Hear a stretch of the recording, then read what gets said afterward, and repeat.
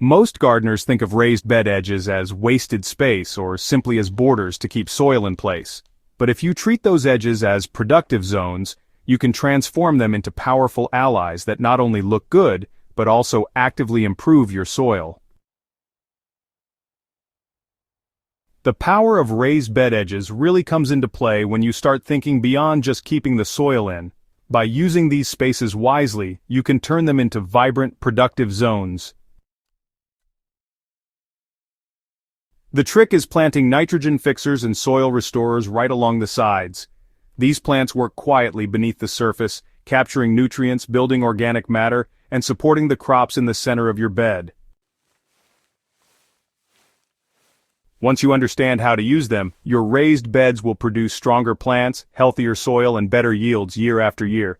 Nitrogen-fixing plants are the foundation of healthy raised bed edges. Legumes, they're truly the stars of the nitrogen-fixing world. Perfectly suited for those raised bed edges, beans, peas, and clovers are the champions here. These plants host some pretty specialized bacteria known as rhizobia in nodules on their roots. And what do these little microbes do? They pull nitrogen right out of the air and convert it into a form that plants can actually use. It's quite the natural process. Now, if you take a closer look at beans, peas, and clovers, you'll notice those rhizobia nodules on their roots. It's fascinating to see how these tiny structures play such a big role in the garden ecosystem. And don't forget, this is all happening under the proud banner of Hydrohaven.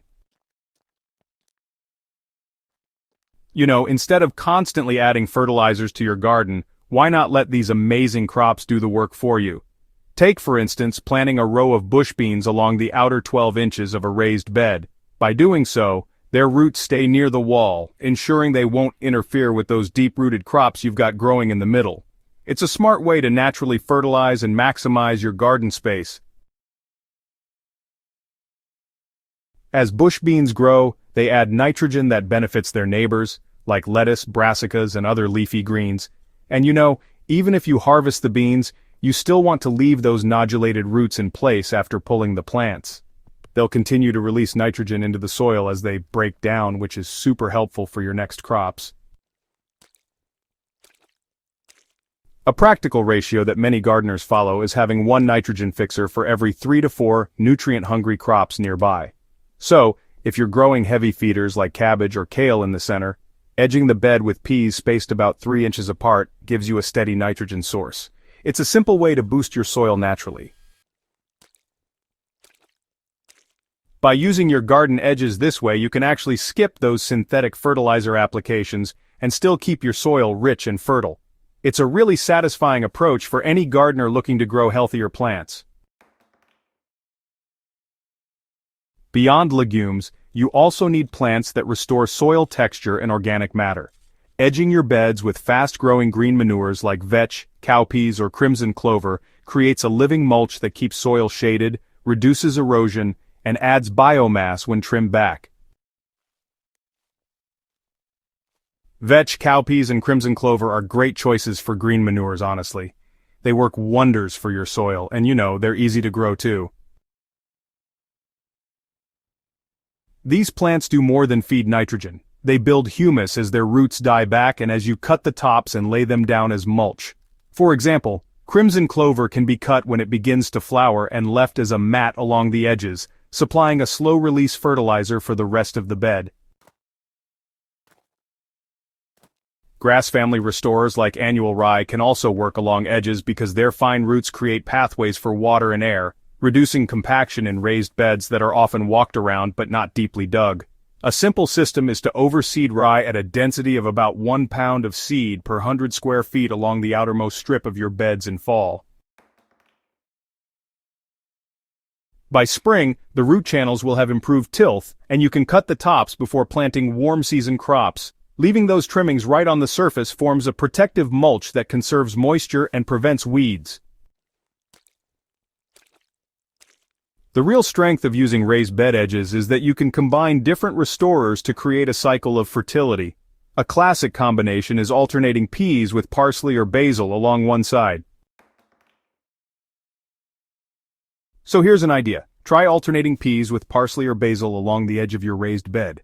It's a simple way to mix things up and boost your soil's health. The peas enrich the soil, while the herbs take advantage of the improved fertility without competing too aggressively.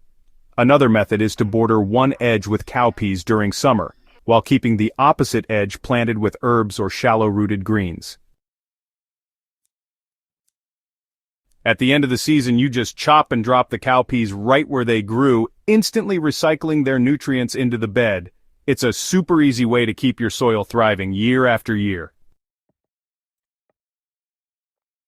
Think of the edges as sacrificial zones where plants both produce and feed the soil. For example, in a 3-foot wide raised bed, keep the central 2 feet for your main crop and dedicate 6 inches on each side to nitrogen fixers or green manures.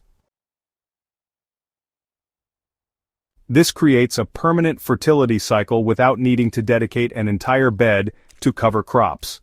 Over time, these small strips produce a cumulative effect, building organic matter and soil health more effectively than occasional amendments.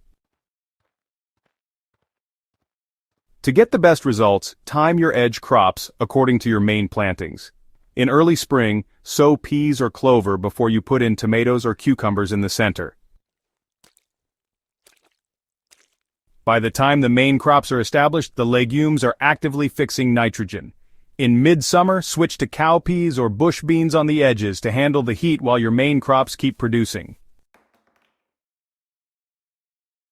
In fall, overseed crimson clover or rye to restore soil over winter. By rotating these nitrogen fixers and soil restorers through the edges, your raised beds receive year-round fertility support without interruption. One of the greatest benefits of planting nitrogen fixers and restorers along raised bed edges is that it cuts down your reliance on purchased inputs. Instead of hauling in compost or fertilizer every season, the plants themselves do much of the replenishing. With each cycle, you are adding organic matter directly where it's needed, maintaining soil structure and fostering a healthy microbial community. This reduces costs, labor, and dependency on external amendments while keeping the system sustainable. Raised bed edges should never be wasted space. By lining them with nitrogen fixers and soil restorers, you transform borders into engines of fertility that support everything you grow in the center. Whether it's peas in spring, cowpeas in summer, or clover and rye through the cooler months, these edge plantings steadily return nutrients, improve structure, and protect your soil. Every gardener who wants thriving raised beds should take advantage of this simple system. If you found this guide useful and want more practical, soil-building strategies, make sure to subscribe to Hydro Haven and share this video with fellow gardeners who are ready to get more from every inch of their beds.